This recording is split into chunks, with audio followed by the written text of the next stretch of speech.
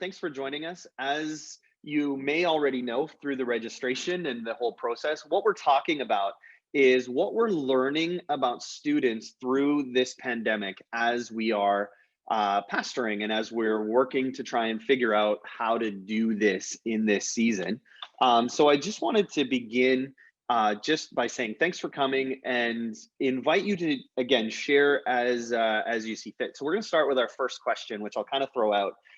Is specifically on the topic of behaviors. So I'm really intrigued as to what you're seeing in behavior in students. So what are you noticing about student behaviors that maybe have changed during the pandemic, or things that you're seeing that maybe are just coming to light a little bit more? So that's like habits, activities, energies, those kinds of things. And specifically in regards to high school students. So if you, this is our focus is high school students. So if you have different portfolios, we really want to hone in on high school students. So opening it up, what are you noticing about your student behaviors? Feel free. I know it's the first question, so it's always a little awkward, but just jump in. I think I've heard. Sorry, Ben. Oh, no, go ahead, Justin. You first. Oh, okay. All right. Age before beauty. Yeah. I think the one thing I've heard a lot is, I think that students are getting burnt out on online, and the facts show that that's actually not true.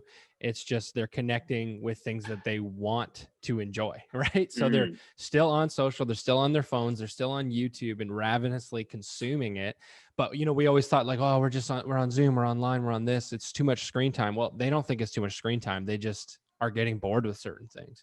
Yeah. But at the same time, I've also noticed that they want connection now over content when it comes to student ministry and connections with our Zoom meetings or however you're doing it, whether it's online or not, that they've put a higher priority while they are consuming content like crazy. They're desperately wanting connection. And so it's easy for us to just be like, oh, I just got to put out this content, and content's great. But what they really need from us, I think in this season right now is more connection. Yeah, it's a great point. That's literally almost exactly what I was going to say. We switched a few months ago from being like super content heavy to very connection heavy in the way we're doing all of our ministry right now. And so like to the point where like we'll still do like the Instagram videos and the IGTV stuff, but that's just a backdrop to kind of talk on. And like, even with us now, like in Peel, we're able to meet again. So this week is the first week we're back. I have a lot of students that are like, well, most of my friends aren't comfortable, and I would rather have the connection with them on my Zoom small group than actually go in person to see people that aren't there. It's like, to Justin's point, like they consume content all day. And truth be told, as the church, we are not going to outproduce content on YouTube, on Netflix, on Disney Plus, all those things. We don't hold a candle for that. We're not going to be in the distraction space like all these other platforms are. We need to be in the connection space because that's the only place where we have any sort of advantage, especially from kids that aren't necessarily looking for the spiritual growth that we think, well, we're the only ones offering Jesus. Well, a lot of the kids don't know that they want that or don't even want that. They just want connection. Yeah, it's good. So what are so others weigh in, like what are some of the other habits specifically? Like what are you seeing that they're doing or not doing? We had our first in-person this past week, and it was it was a treat, to say the least. My high school students have always been kind of like bumps on the log when it comes to like games and activities, and we've always been much more relational heavy than content heavy, and that's just the context we're in. But our kids, like their activity levels are just like, they went from like kind of here to like they're not even on the charts. Like they just want to sit around and like honestly they just want to hang out and talk. They don't want to play games, which is crazy because usually that used to be the thing that they like all they wanted to do. And they were just like, can we just hang out? And I'm like, really? I'm okay with that, right? I think it turns a corner, and it's showing that kids that weren't mature before are maturing in some ways that I've kind of been fighting for and praying for like 5 years. Yeah, that's good.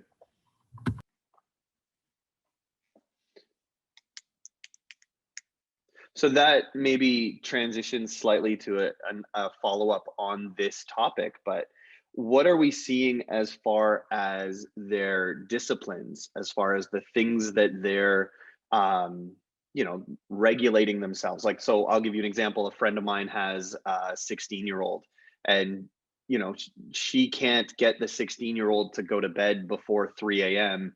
and up before 10 a.m. Like, which, I mean, there's always an element of that, but it's certainly heightened in this season. So what are some of those things that you're seeing? I'm seeing a huge cross section of it, to be completely honest, right? We've got some people that are in this like super pseudo nihilistic view where like, you know what, nothing really matters. Why should I bother going to school? Why should I bother doing the work of it? Because it's just going to get shut down. And why should I bother going to church? And then on the flip side, we've got kids that are like, okay, I've got time on my hands. I'm going to go hard with this. Like, I've got kids like, yeah, I bought a basketball hoop. I put it outside. And even in the winter, I was playing for 3 hours a day just so I could get better because I've got the time. Or people that are like writing things and starting, like one of my students started like this whole like online ministry thing and like all these things. It's like, this is all incredible. But then on the flip side, there's so many. So I think the self-starters, the really driven kids are like doubling down to almost to the point of burnout because there's no point where they need to be stopped to slow down. There's no one being like, hey, well, you actually have to be in school from here to now, and you can't be working on this exact thing. And then there's the others that are literally doing nothing. And I'll message like, hey man, haven't seen you in 3 weeks. Like, oh, that was 3 weeks ago. Yeah, you've been sleeping and playing Minecraft for 3 weeks. Yeah, no, that's great. Matt, go ahead. Yeah, I think for us, we've really, we've seen a big trend with our students in desperate need academically. And a lot of them are just really struggling at school. And so the trend that we really saw really quick was strong academic students are really struggling online. And so we've had to start partnering with homework helps, different tutoring programs. And so we have a YFC that's local in town that right now they're pretty limited to what they can do. So, but they're doing really well with tutoring. And so we're looking to partner with them to offer just different tutoring programs that allows students to use our space. That opens doors where we can be relational and get to meet students, but they can get the help that they need. And that really has built a bridge with parents, because parents are like, you know, I've always been the parent to brag about how awesome my student is, and now they're not doing awesome. So I'm really struggling with that as well. Yeah, that's good. Yeah, Brian. It's funny, even just before Matt was going to talk about schooling, I was thinking of that exact kind of thing there, where these students who have had these high grades, these high expectations, now they're being so discouraged with lower marks, lower motivation to even get off of their rears and work. Just communications that I have back and forth with them. School's rough, man. Like the subjects that I was amazing at in person, online, I'm struggling. My grades are just plummeting. And the conversations I've been having with them is kind of a conversation I had with my dad years ago when I was in high school. Is not necessarily are the marks showing, but are you working hard towards those grades? So I mean, we live in this very grade oriented society, but just being okay with hard work. And are you working hard? Great. Are you putting your best into it? Great. Just trust God with the rest of that. And so many of them just have these high expectations, and then they get in their own heads about that. And then they're going like, I'm not achieving these goals. And I said, listen, I'm the same way. Like I have these goals in place for myself, and I'm meeting them sometimes and I'm not meeting them. But I think a lot of that goes back to that connection point that even Ben and Justin brought up, where it's not about, you know, showing them perfection, but just showing how you're journeying through this as well. And these students, they just need to see that, hey, us as grown-ups, we're struggling too, but like sharing that, like that care and compassion towards them. So that's really what they're looking for, at least what I've been seeing. Yeah, that's good. Anybody else?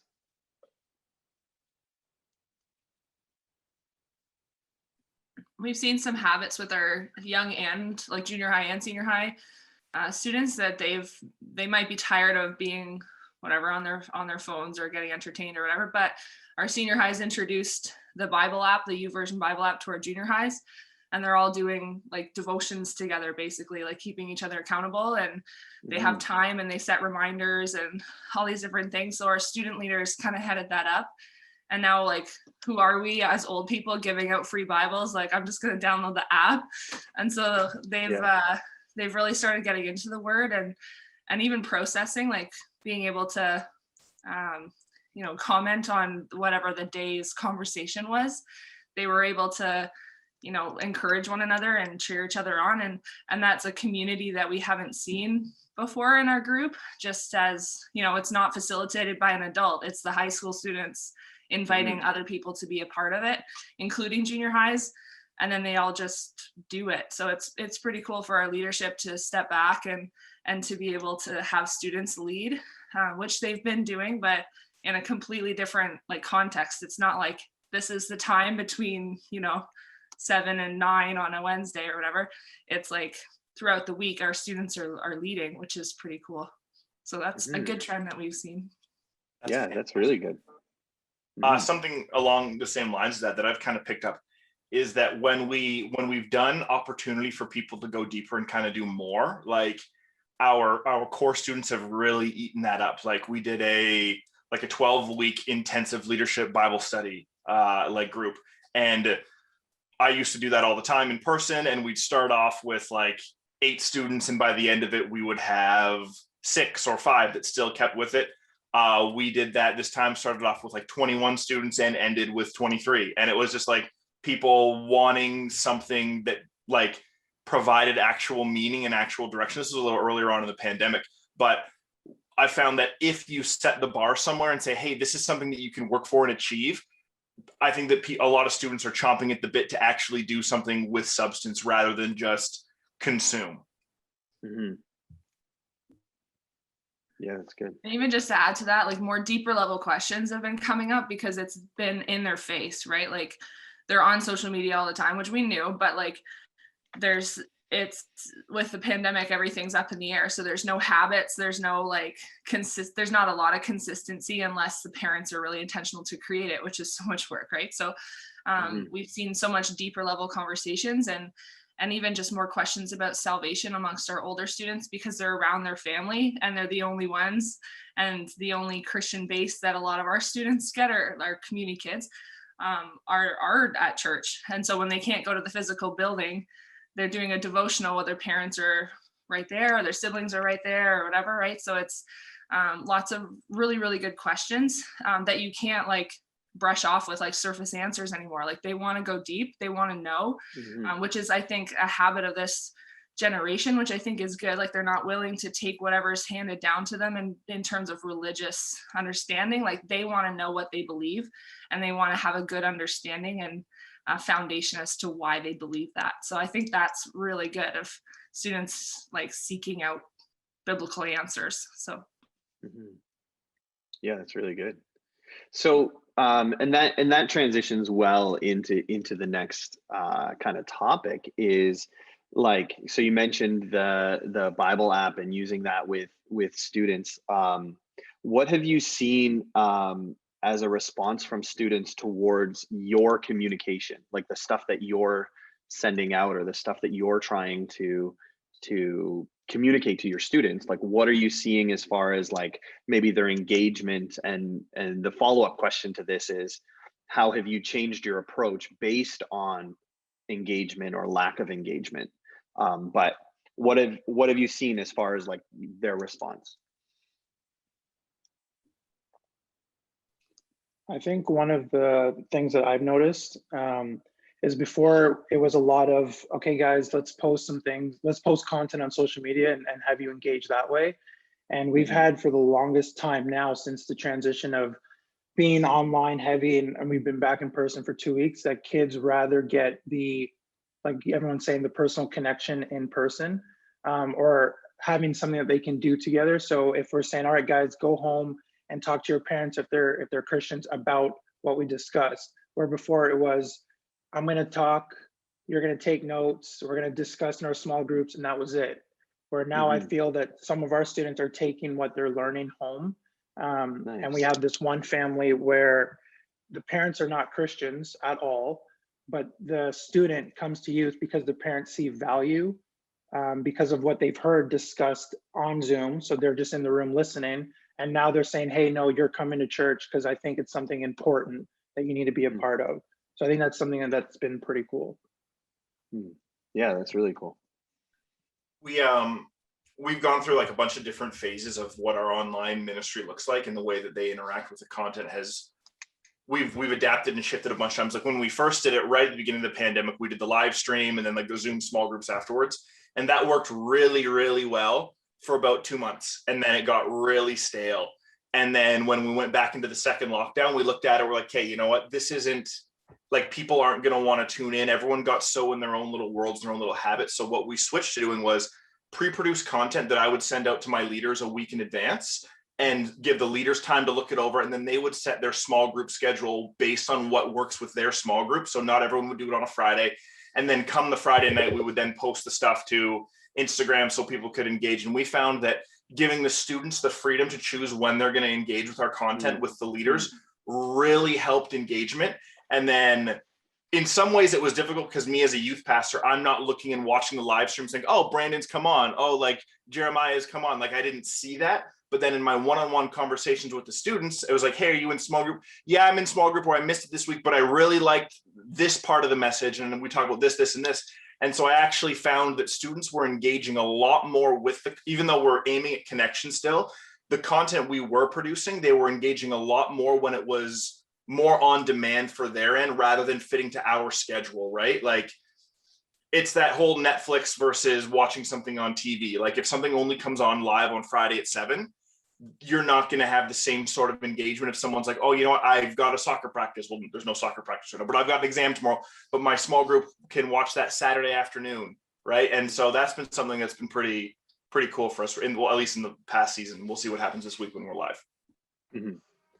I found the exact same thing. Sorry, dude, you go. I've already talked. All right. No, it's fine. Right. I found the exact same thing. That's all I was going to say is we just switched to YouTube, putting it out there, and the engagement's better because it's not like at first we recreated youth on Zoom and people did not like that. It didn't work. And we switched to more on-demand content that's out there. You can consume it. And then we focus on connecting later about it. And that's worked really well. That's all I was going to say. Yeah, I was just going to follow up with that's an interesting even shift bigger than just pandemic, like the mentality of, hey, we're going to make this available for you outside of our Thursday night at 7 or Friday night at 7 or whatever. Like that's an interesting shift. Yeah, go ahead, Matt. Sorry. Yeah, no, I was just going to say for us, it was really just kind of what youth and the content looks like. We had to shift. And so, I mean, you know, like I love those moments of just being able to watch, you know, our students just worship and just spend time in God's presence. But pre-recording, you know, a 30-minute worship set for us and then having that online, we just weren't getting the results that we want to. Like I'd like to think students are in their living room, you know, on their knees, worshiping, hands in the air. But during those worship sets, they're probably just on their phone, you know, chilling. And so we had to really change like what we're looking for and what our goals were. And so we utilize just kind of more YouTube version, very segment focused, you know, kind of stuff where, you know, we did a message, we kept the message like 5 minutes or less kind of thing. We're like real quick, focusing on discussion time more than anything. And we did some like YouTube gag things, like, you know, prank calls and stuff like that, where it was just funny and it was fun to watch. Because I can't remember who said it might have been Ben, that students are still having screen time. Like they're still very much watching hours of YouTube, and they're on Instagram, they're on Snapchat, like they're still doing these things. And so we just had to get creative about what we were going to create, what content we were going to make, but also we had to get a little bit more creative how we're going to share that. And so we've used you know, platforms like you know, Discord, which I've never used before, but that has been great for, you know, more of our gamers or techie people that want to connect that way. And that's kind of developed into its own little thing, which is nice. We've promoted one of our leaders to kind of be like a streamer. And so they're just like streaming and kids get to watch them and connect with them. Again, it's a very like niche, our gamers connect with that leader, but that's kind of turned into like their own leader, their own pastor now that they connect with. So that's been really cool. Yeah. So for us, it's just been content shift. Like we aren't doing the same services that we would have used to. We are doing something completely different, but just because there is such a difference between online and in person. And I think that so many of us, I think the issue at first, the very first lockdown, was we were trying to hold on to it so much that we wanted to keep everything the same because that's what's comfortable for us. And so maybe a little bit of a leader insecurity there.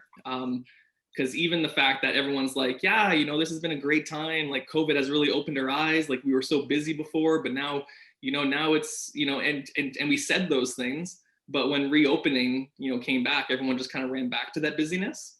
And so that was, that was the trap that was there. And so, yeah, that's what we've been focusing on, just content, different kind of content, and a lot of what everyone's already talked about with, communicating and just relationship focus is pretty much what we've done. Mm-hmm. Yeah, that's really good. This is not in my list of questions, but there was something you said that I'm like, I'd love to hear from some of you about this idea of, we held on to keeping everything the same. Talk me through a little bit of that process that you went through for, and this isn't directed at you specifically, Matt, it's open to anybody, but that process of shifting, of recognizing, hey, I need to do something a little bit different than what I've done before. I mean, when we first went into lockdown, obviously you knew you had to change because you weren't allowed to meet. So you're forced that way. But since then, over these last 12 months, I'm sure you've changed multiple things. And so love to hear through that. Andy, you do have your hand up, so I'm going to let you go first. Sure. Yeah, I mean, we found just in general, I mean, much like many other people said already, is that, the students aren't going to sit for a 40-minute sermon anymore. And so why, like for us, like a lot of our students are younger, their attention span isn't as long. And it's different in other contexts, sure. So one thing that we've found is that like we do try to create more time for connection, shortening how long our messages are, and making small groups more of a priority to connect. Small groups never really were such a big, they weren't really highly emphasized in our ministry before, but we're finding that, the students want to talk about what they've heard, about what the sermon was about, and as it relates to their life and what they're going through. And so we found that, part of our values are connection and community for a reason. And, I don't think from what I've seen at least, not every student wants to simply sit and listen to a talking head, but actually say, okay, well, I'm going to listen, but I want to talk about that. Like, help me understand what that means and applies to my life. Mm-hmm. That's good. Yeah, go ahead, Jerome. Honestly, I was about to say, like, what Andy's saying sounds really similar to kind of what our context has been.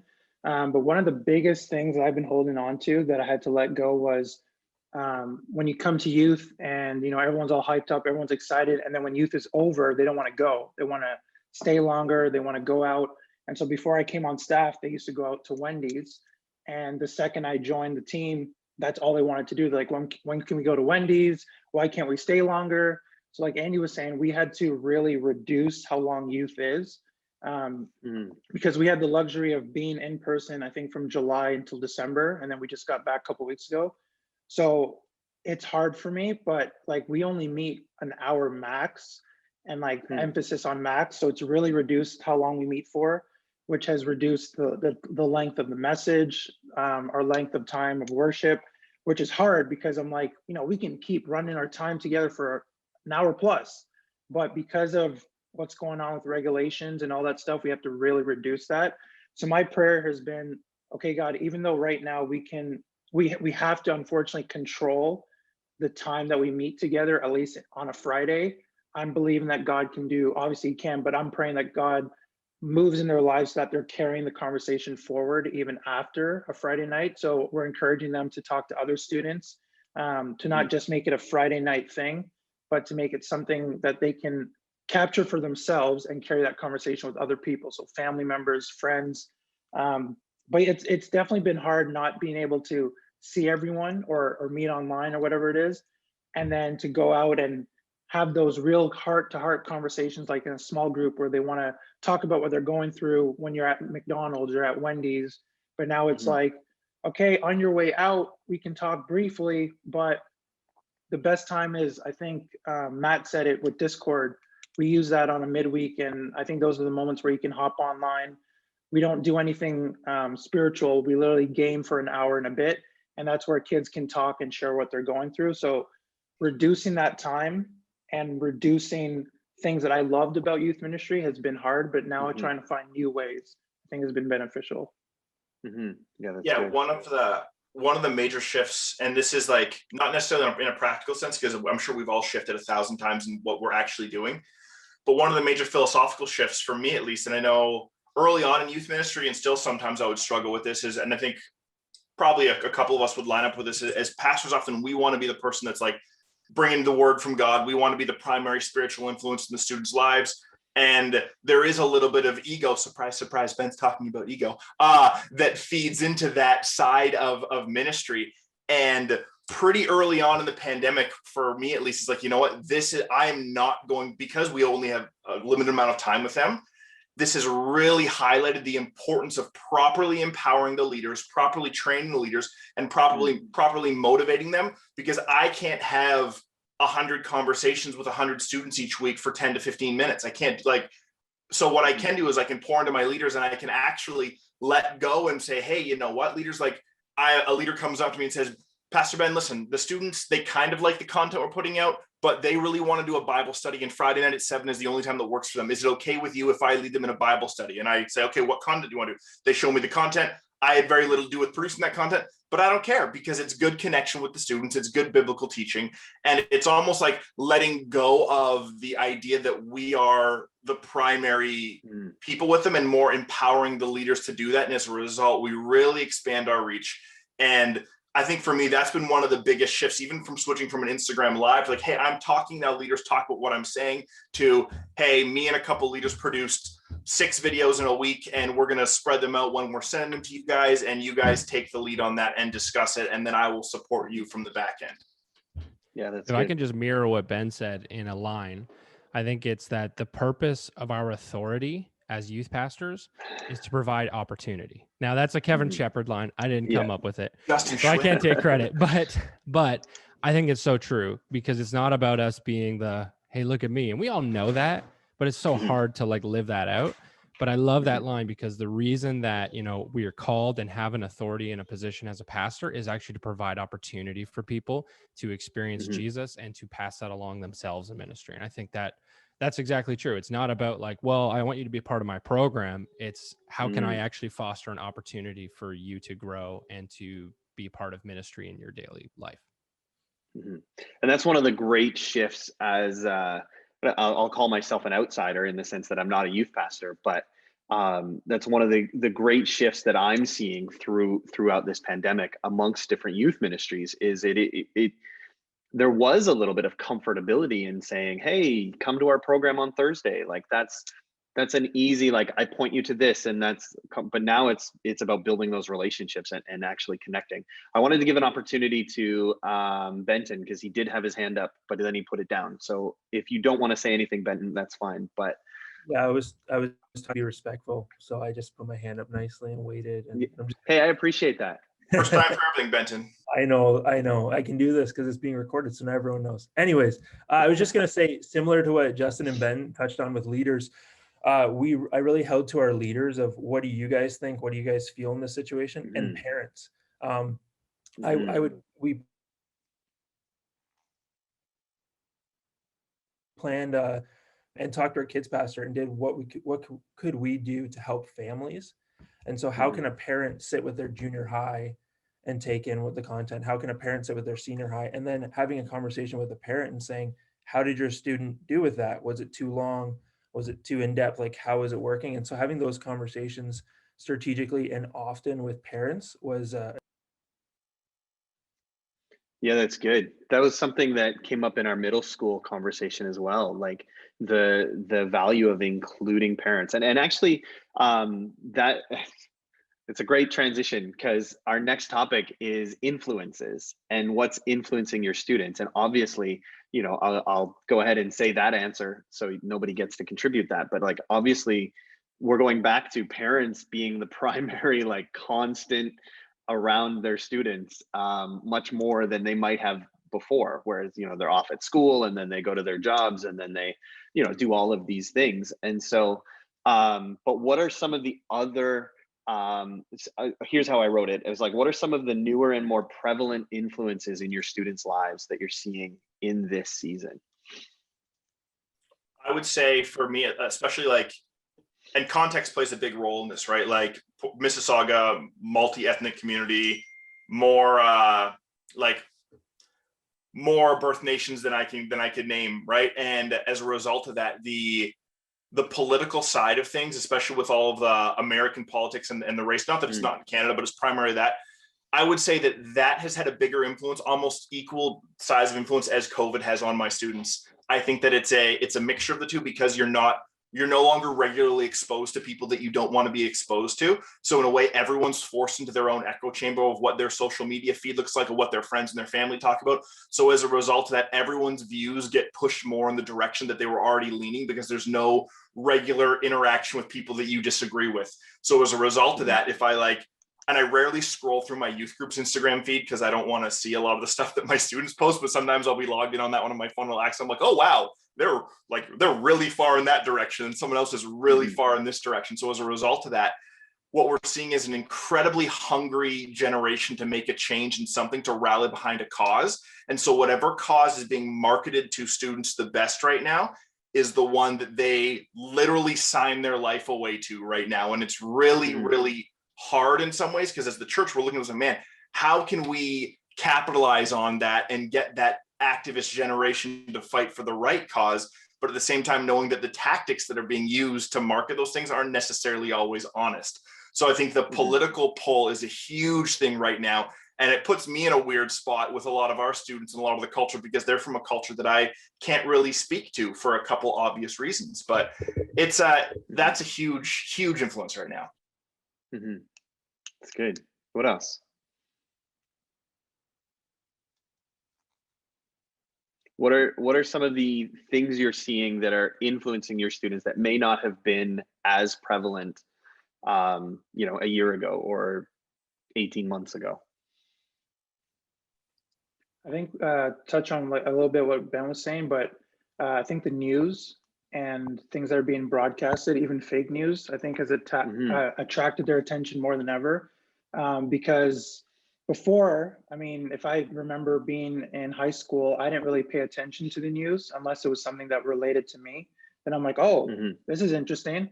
And I think a lot of students have got caught up in the hype. So it's an influence, but I think it's been a negative influence a little bit, where they got caught up in the hype of all this stuff that's been going on in the news. You can name a theme and it's probably on the news, and they'll be glued to it, and then it'll take them towards fake news. And it's like, now I'm trying to teach our students how fake news can influence you in the wrong direction, and that there's a time and place for the news and politics and all those things. But you got to come back to the basics of, okay, what does the Bible say? If it doesn't line up with the Bible, then odds are it's something you shouldn't be influenced by. It's fake news, and you should, you know, kind of turn it off. So I think that's been the hardest thing. Now that's all social media heavy, you can see anything pop up on social media. You know, breaking news: LeBron James is pregnant with his 4th child, and someone's going to believe it. It's like that's not real. Congratulations. Yeah, like I know they've been trying for years. Fake news. Exactly. So there's that topic. I think that's been a negative influence that we got to kind of try to bring it back to show them the balance.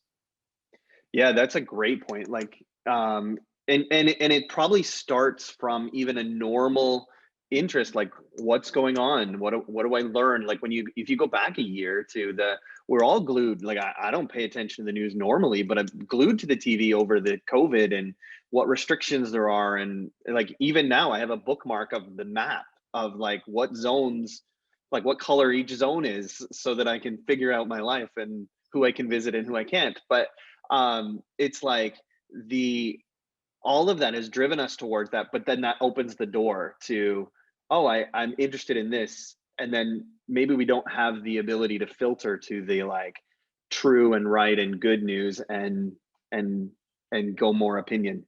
I'm gonna go to, I think Brian had his hand up first and then Adam. Cool. Yeah, I've been finding two very different influences. One that's been, long going since before COVID, anyways, has been their friends. They continue to spend more and more time with them online. Like I'll join our Discord calls and we're playing video games, and now their friends are joining our youth Discord calls and stuff like that. But you'll hear like certain things that they're saying around their friends where you're like, hold on, that wasn't like Bob like 2 minutes ago. And so you're like, here's the real Bob. And you start to kind of like see those kind of influence marks there. But it's been pretty neat in that way, because I'm now doing life with these different students than I would never have imagined being able to do this kind of life together with them. The second is this: we're talking about the Bible and the truth, and that I find a big influence has been like conspiracy theories and non-actual biblical truth out there. Hey, I heard that the Bible says this. Hey, I heard that Donald Trump is the Antichrist. Hey, I've heard that, all these different things. And you're like, whoa, okay, hold on. Who said this? I don't care about like what was said now. I care about who said it, right? And so I'm always, and they'll go, I heard that the Bible says this. And I'm like, well, where does it say that? And well, shouldn't you know that, Pastor Brian? I'm like, well, like this is my role is to direct you and to teach you in how to search the Bible yourselves. And so a big influence that I've been seeing really lately has been that I heard he said, she said quickly, and you're like, whoa, okay. And so it's just encouraging critical thinking, really, and just picking up a Bible for yourself, and not just for head knowledge, but to get to know the God who wrote those words too. Yeah, that's good.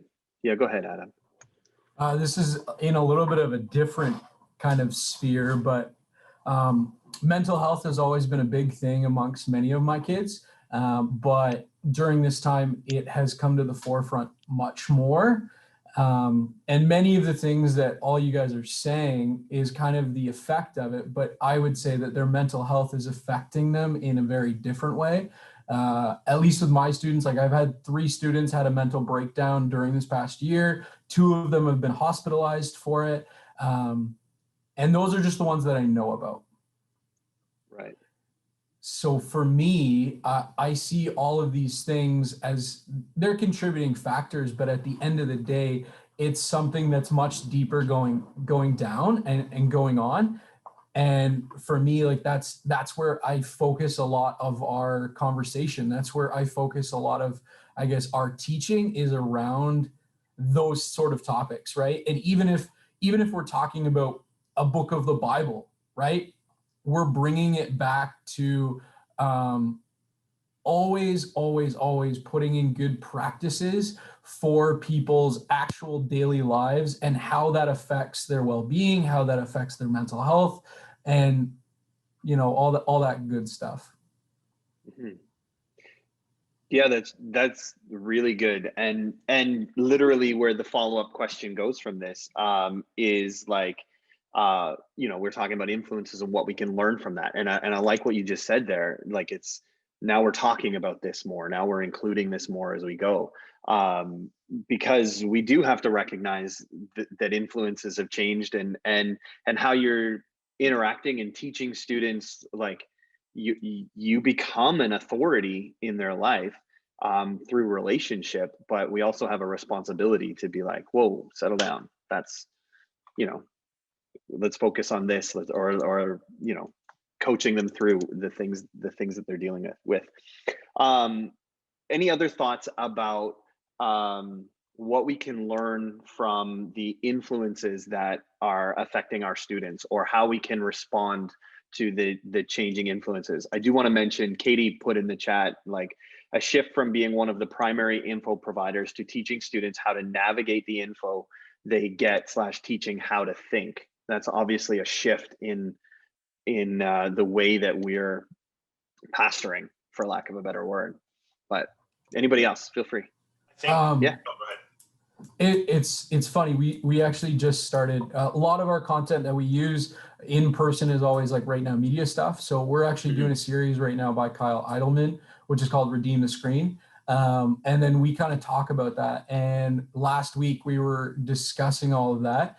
And the whole premise of the series is not to, you know, throw out this idea of technology and entertainment, because it's not going to happen. These students are glued to it. Yeah. They're not going away, but it's how do we, you know, redeem it? And for my students, at least, it's trying to divert their attention just for a moment and saying, like, what would it look like for you to just put your phone down, put TikTok down for just like 5 minutes, right? Or do something that is going to actually bring connection. So if that means like going on a FaceTime call with a couple of your friends and like having a talk after you've had a rough day, rather than just drowning the noise out and going on Instagram, right? And recognizing their own feelings and how they've had and how they're reacting.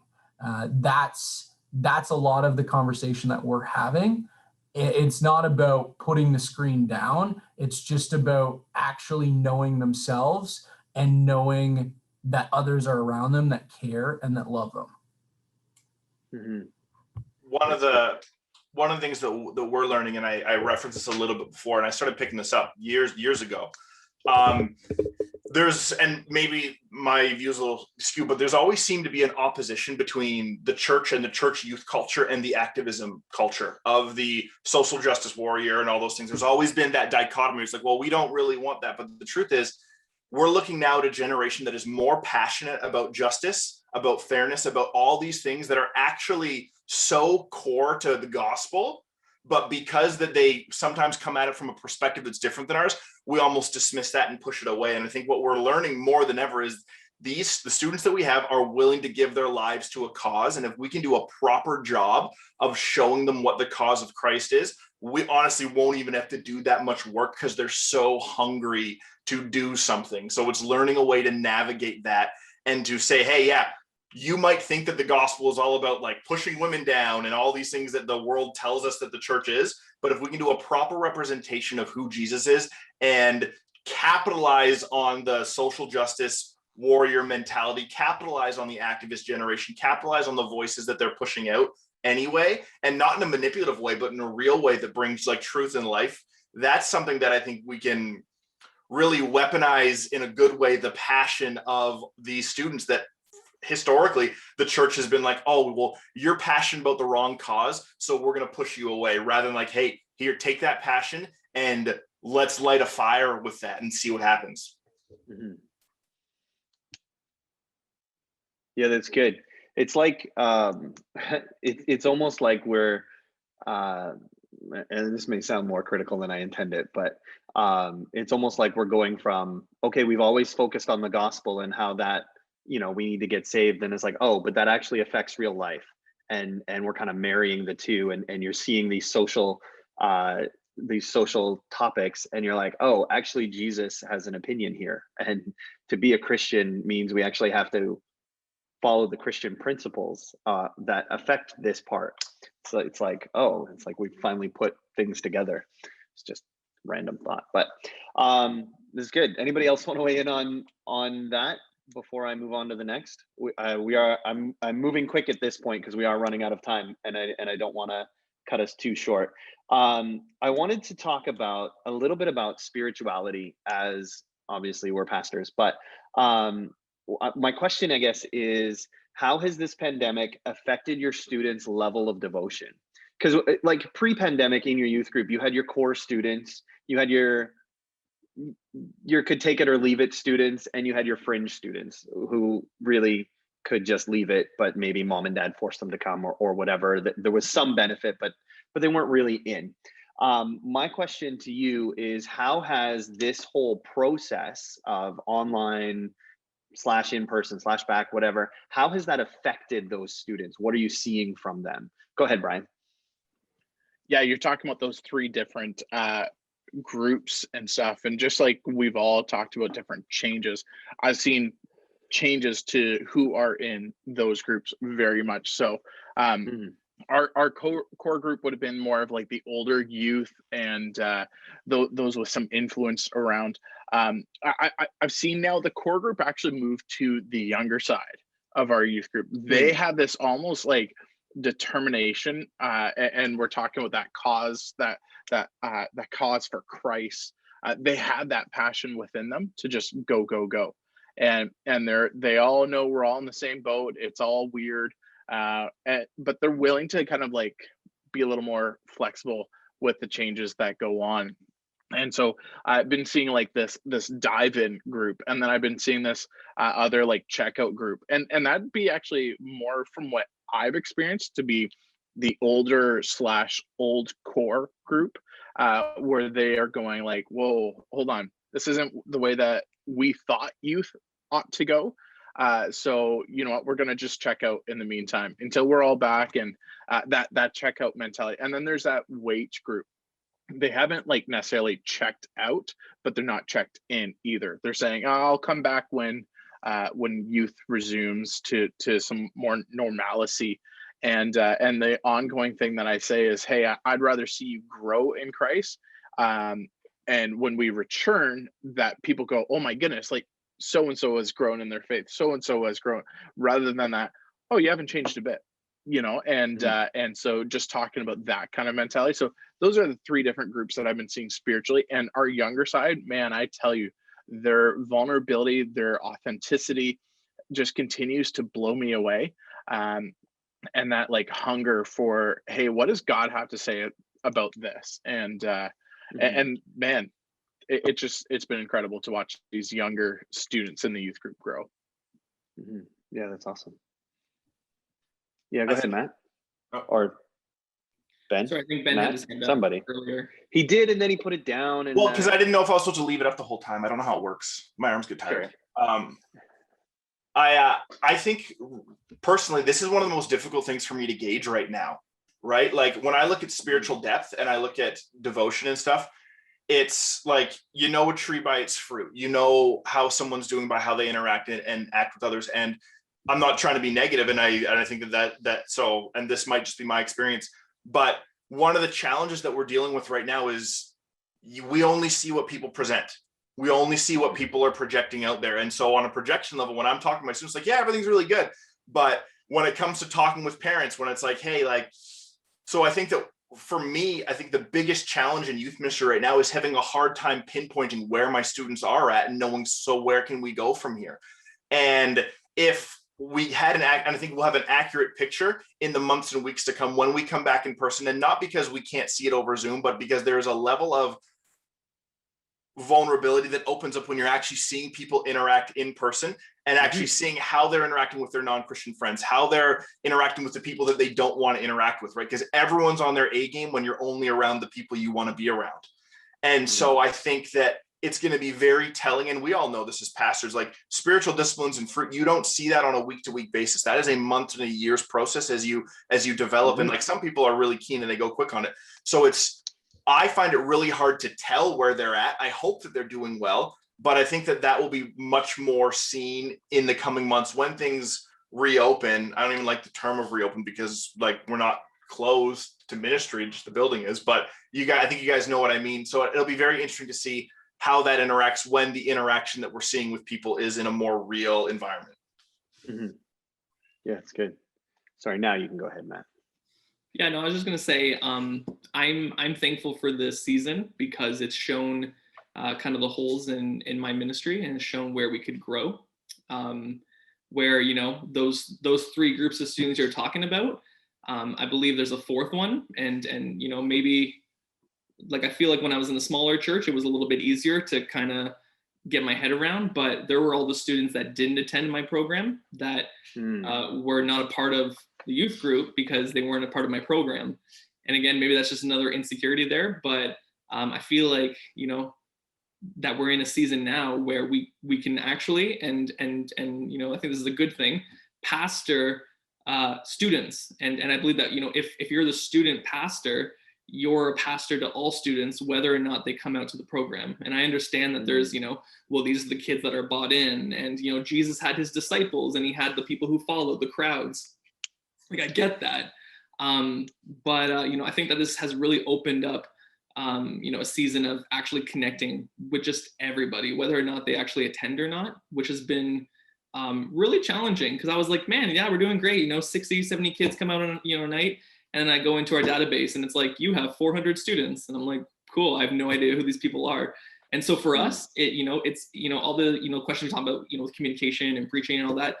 For us, ministry has just been porch visits. Like, honestly, like visiting kids. You know, I love what Ben was talking about before about really bringing on your leaders, and really kind of, you know, our leaders are doing administration now. Like, our leaders, like, it's not what it was before, where, hey, you're a leader, come hang out, have fun for a night, you know, get a free ticket to Overflow. But it's like, yo, you're going to be busy doing administration. You're going to be working through our database, and we get a new student, we contact them. If we get a response, they now go to our leader queues, and our leader actually runs our admin queues now, which is a very uncomfortable for some who don't like that, who don't like to make phone calls. I feel like we have a few leaders that still are too afraid to call and order a pizza over the phone, but they're growing as leaders. They're growing as people, and yeah, I think it's been a great season for that. So that's been us. That's been like our fourth kind of focus, is just students. Like, if you're within our age range, like, we want to connect with you, and it's because that discipline part, we haven't been able to see those disciplines in person, but we know that at home their parents are. And so we're really just reaching out to parents. Our leaders are calling parents now. And so we've had parents that were like, I didn't even know my kid had a leader. And I'm like, well, that's not good. So like, we're throwing our leaders in there. And I told my leaders, man, if, you know, like, when all this is over and you're allowed to go eat in someone's house, if you're not invited into your student's home to have dinner with them, you're not doing your job. Wow. Which is a little strict, but that's, yeah. They know my heart. They know my heart. Yeah, no, that's great. Yeah, I really appreciate that. That's really good. Also, I'm going to come to you, Scott, but I wanted to point out, Jana put in the chat, like, one type of fruit that they've seen is a hunger to get back into serving, and students wanting to re-engage in that kind of sense, which is really, really good. Go ahead, Scott. Yeah, just to kind of piggyback off of what a few people have said, particularly Ben's comment in that there's not really a good enough way to measure spiritual depth. My kids are like 90%, they were born and raised in the church. So when I ask them how they're doing, how their relationship with God is growing during this time, they're very good at giving the bare bones Christian answer so that their pastor doesn't come for them.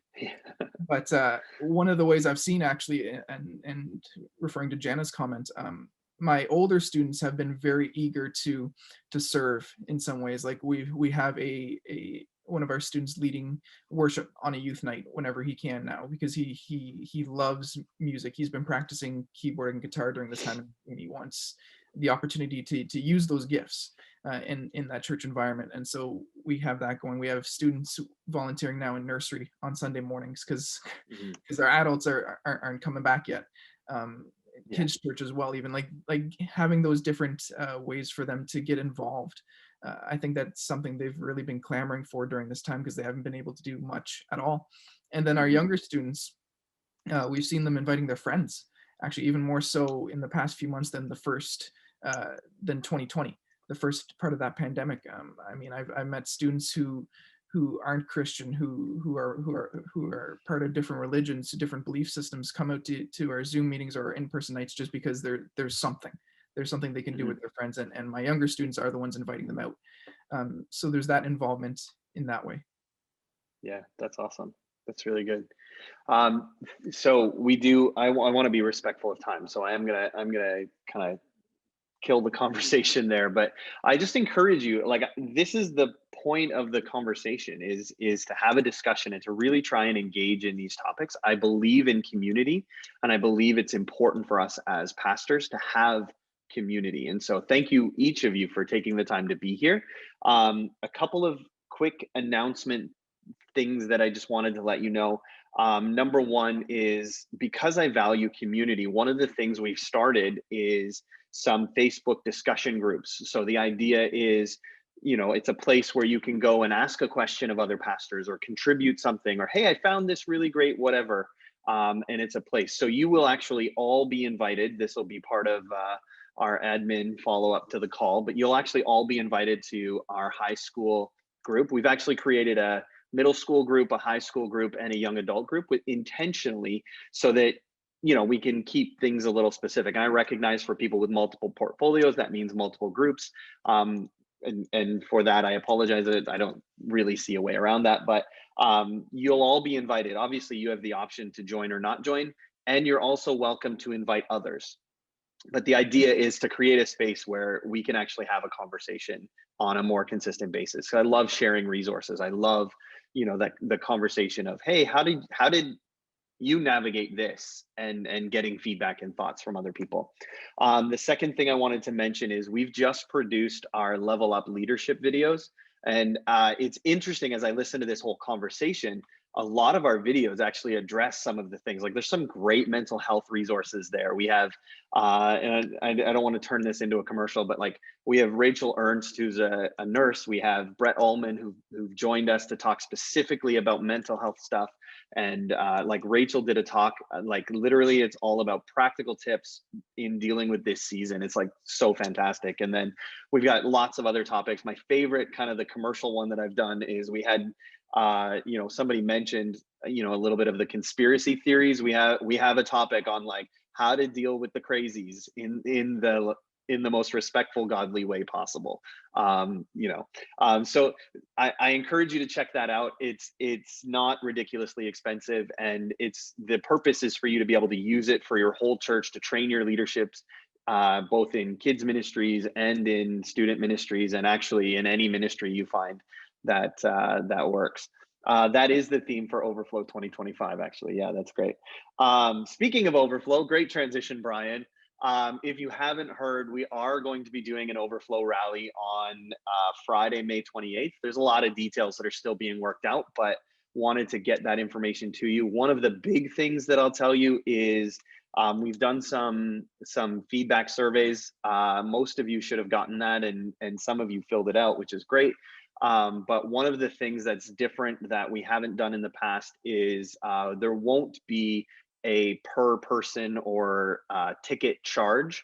What we're inviting and asking is that as a church, you would figure out what you feel is a good contribution to help based on the number of students you have. And so during registration, you'll actually be given the opportunity to make a donation. And Ben, if that's $5, that's great. Keep rolling on here. So that's coming up. There'll be lots of information, but you can see that at studentcollective.ca. That's our website. And then of course you can go to the Overflow website, which is overflowyouth.com. And then coming up I'm almost done. And then we're going to go to Shai. You're coming up in just a second. Coming up in April, we're going to be doing another Zoom call. Actually, we have one more Zoom call in March where we're talking about young adults. That's coming up on the 24th. And then we've never done a young adults Zoom call. So I'm really excited to connect some of our young adult pastors and those who do young adults, because I think that'd be really cool. But coming up in April, we actually have, we've just confirmed on April 8th, a one-on-one conversation with Pastor Lori. As our outgoing district superintendent, I want to ask him some questions about, ministry, his experience, but also where he sees things going and some of that insight. So I invite you to keep an eye out for that.